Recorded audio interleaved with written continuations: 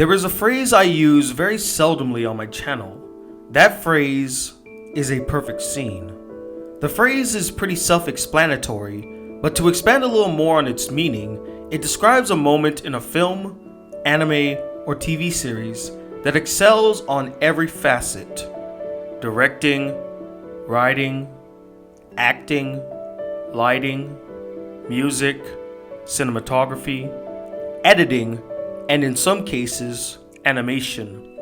Everything is at its peak of excellence and comes together to create a remarkable and truly unforgettable scene. Not only does a perfect scene have these elements, but also, if removed from the context of its own narrative, it would still be effective. Basically saying, even without knowing or seeing what came before it, the scene contains all the information the audience needs to fully understand the situation. It answers the questions who, what, where, and why. You got one drink coming from the county budget. You beat William Money out of Missouri. Killed women and children. That's right. I've killed women and children. Killed just about everything that walks or crawled at one time or another. And I'm here to kill you, Little Bill. For what you did to Ned. I've only seen a handful of perfect scenes in film, and even less than that in anime and TV shows, which makes a whole lot of sense considering that perfect scenes are so rare to come by. But one of these shows that has the distinct honor of joining the ranks is the Disney animated series Star vs. the Forces of Evil.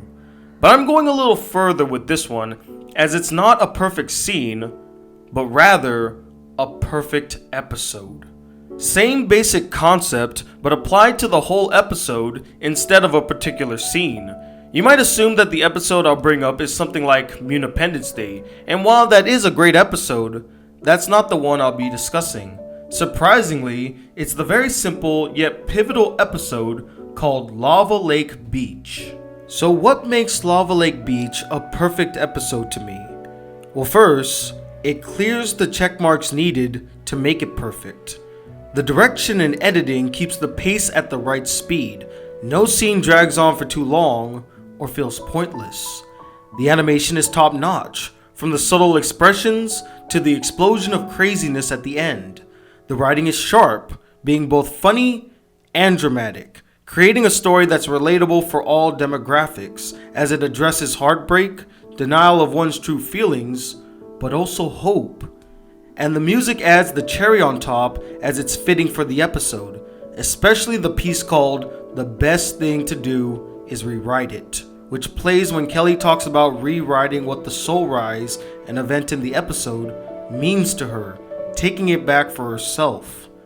The melody is melancholic, but has hints of tenderness to it, which plays well to the two centric characters of the episode and their emotional states. And most importantly, the episode is a self-contained story that does not require knowledge of previous episodes in order to understand what the story is trying to convey. You get an understanding of how the story works as well as the characters within the story. In Lava Lake Beach, you get the basis of who these characters are. All four are clearly friends, and it's very visible what each of their personalities are like. Tom is hot-headed and easily agitated, Star is ditzy and overly eccentric, Marco is sensible and non-confrontational, and Kelly is distant and protective. You even see the varying types of relationship each friend has with the other. Due to their close proximity to each other, before Tom even says it, you can already tell that Star and Tom are dating, and this also is attributed to the cinematography, as almost every scene in the episode has Star and Tom together in one shot. We know where they are in Underworld Beach, we know what they want to watch the Soul Rise, and each has their own reasons to see the Soul Rise, which leads to the why. Tom and Star are here to see the Soul Rise as a date, Kelly's here to see the Soul Rise because of her immense love of the event, as well as to take it back for herself, and Marco came mostly because he's Star's best friend / knight, but also subtly because he wants to spend more time with Star.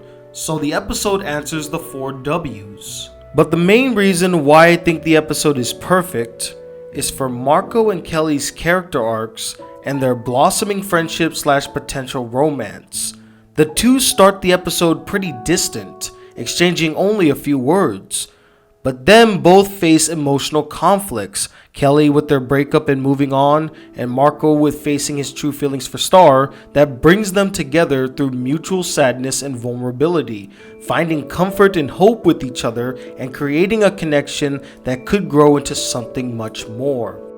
The way they hint to the possible romance is extremely well done, starting with Kelly looking for Marco and taking him to a place she says, "It's the best view of the soul rise." Ladder! Now, moments ago, Kelly expressed her love for the Soul Rise and how she wants to rewrite it to make it hers again. What is interesting about this is that instead of celebrating the event as well as her freedom by herself, thus making it hers again, she chose to spend this special moment with Marco by her side. Why do you think that is? Whether you want to say that it's just a kind act from a friend or a blatant expression of romantic intentions, there's no denying that Kelly is starting to see Marco in a different light, as someone she can confide in, get closer to, and share an intimate moment with.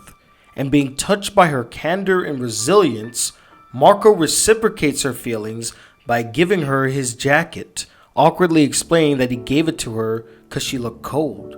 But anyone who's ever seen or done such a gesture knows that there's more to it than just warming her up, especially considering how much Marco treasures his jacket, which was alluded to at the beginning of the episode.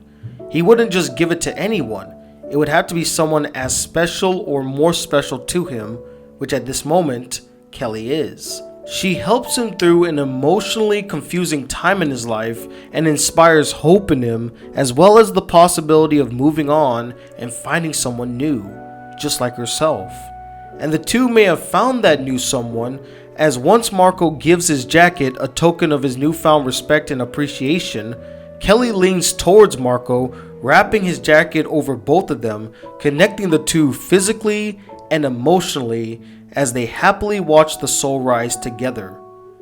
This 3-minute scene is absolutely beautiful. It hits all the right notes and presents a promising future for both characters, together or separate. It's the perfect ending to a perfect episode. But of course, guys, at the end of the day, these are just the humble opinions of one man. And after watching the entire video, I would love to know your thoughts as well. Do you agree with me or do you disagree with me that Lava Lake Beach is a perfect episode? And I would also love to know what you define as a perfect episode or perfect scene. And have you ever seen a perfect episode or scene? Comment below. Let me know. Stay tuned, I got more Disney Week videos coming your way, and I want to take this time to personally thank all of the patrons who have donated to my Patreon account. It's through your support that I'm able to make videos such as these, and hopefully I can continue making videos like these because I thoroughly enjoy making them. So if you'd like to support the channel a little further, consider donating to my Patreon account. There's a link in the description. And as always, guys, if you'd like to see more videos on this channel, be a part of the Black Critic Group, please hit that subscribe button below, like this video if you really enjoyed it, and I'm Tony Wilder II, the huge romance lover known as the Black Critic Guy. Until then, peace, YouTube.